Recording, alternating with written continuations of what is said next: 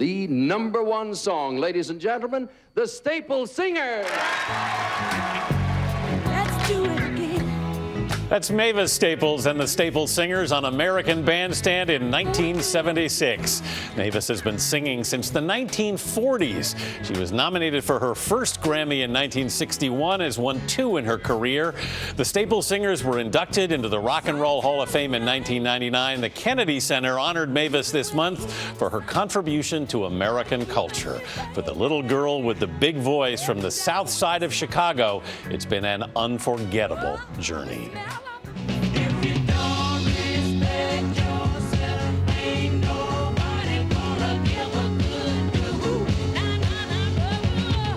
By the time the Staple Singers reached the top of the pop charts in the early 1970s,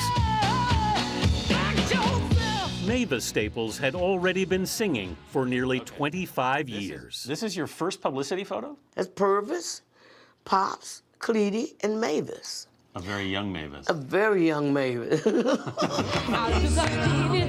Mavis was just 8 when her father, Pops, put together the family band. And he called us children into the living room, sit us on the floor in a circle. He said, we're gonna sing. I just got to heaven. Mavis, with her deep contralto, would take the lead. Billed as God's greatest hitmakers, the Staples would become stars of the gospel circuit. When did you realize you had something special? You know, I realized it before we made a record.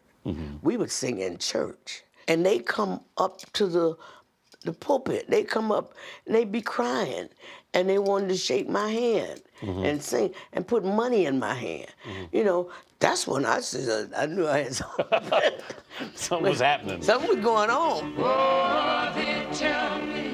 The Staple Singers, based in Chicago, traveled without a rhythm section, just Pops on guitar. Elvis Presley told me, one time he says, I like the way your father's guitar sounds.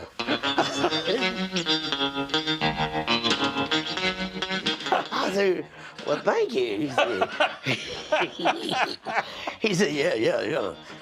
It's a nervous guitar. He plays a nervous guitar. Another king admired the group's music. In the early 1960s, Dr. Martin Luther King Jr. invited the Staple Singers to travel with him. We're the people that will not stop until they have full freedom and human dignity.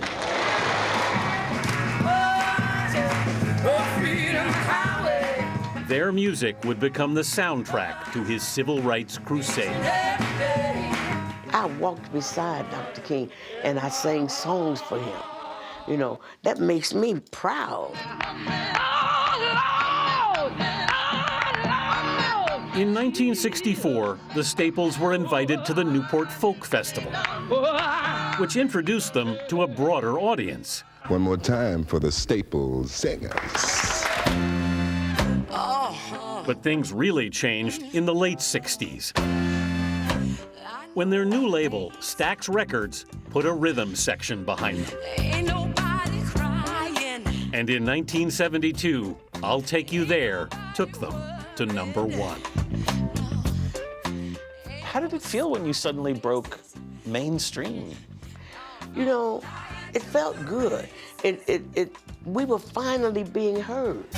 Let me take you there. Mavis's distinctive voice continues to attract all-star collaborators. You're not alone. Wilco's Jeff Tweedy produced a Grammy-winning album for her. Before that, Prince wrote 2 albums for her. And before that, another songwriter had an even stronger attraction to Mavis.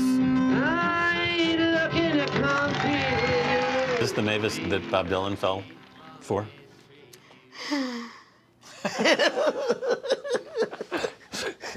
Well, Anthony, why you want to do that? See, you made me sigh. But now Dylan fell for this Mavis. That Mavis. Yeah. Folk songs and more folk songs. It was 1962. They met on a television show. Bob Dylan, the Staple Singers. Dylan would propose. Mavis would decline. Did you ever explain to him why you turned him down? I told him we were too young. But this past summer, Dylan invited Mavis to open for him on tour. I said, I'm so glad to see you. I've been wanting to see you, Bobby. I've been wanting to see you for so long. If you'd married me, you would have seen me every day. I say, oh, don't do me like that. Singer-songwriter Mavis Staples. Mavis Staples' remarkable, nearly 7-decade career was honored this month at the Kennedy Center. With her music, she serves God with all her soul, and yet is herself a goddess of soul. For Mavis, the only thing missing was her father. What do you think Pops would make of you winning the Kennedy Center honor? I tell you, he'd have that twinkle in his eye. Mavis, Mavis, girl, they honoring you. I was last in. Pop Staples died in 2000. That was the hardest time in my life. For the one true vine. You and Pops were together singing for 50 years? Yeah, over 50 years. Wow. And he would tell me, Mavis, you don't have to sing loud. You don't need no gimmicks. Sing from your heart. What comes from the heart reaches the heart. Mm-hmm. I said, okay, Daddy. And I go in that dressing room, I say my little prayer. I go to my heart and start singing. That's the best advice he could ever have given me.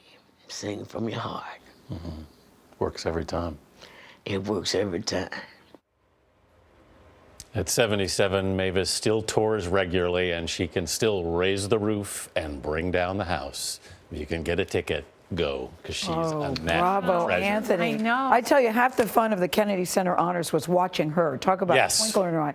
Yeah. She was so in the moment and so loving every single thing that was happening. to She her was that night. so honored to be there, Yeah, and you could know, feel that. it meant so much to her, after all this time. And Bob Dylan and Mavis Staples. Have you heard that, Nora? Well, you I had- saw those pictures of young Mavis. She'll tell you Like she was they hot. were like a couple.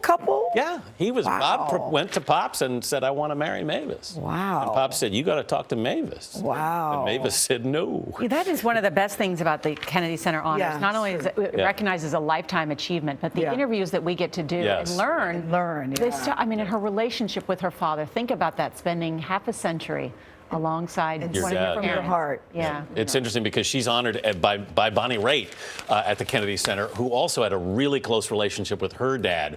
And Bonnie said that's one reason, Mavis and I bonded was, it's with that relationship with their fathers. I liked her before, and now I like her even more. Yeah. She's so sparkly Yeah, at she's 77. amazing. Oh, wow, that was All great. right, tomorrow we'll hear from Kennedy Center honoree Al Pacino. He tells Charlie why he was born to act. And you can watch the 39th annual Kennedy Center Honors next week. It airs Tuesday, December 27th at 9, 8 Central, right here on CBS. It's a good one. A couple has an unusually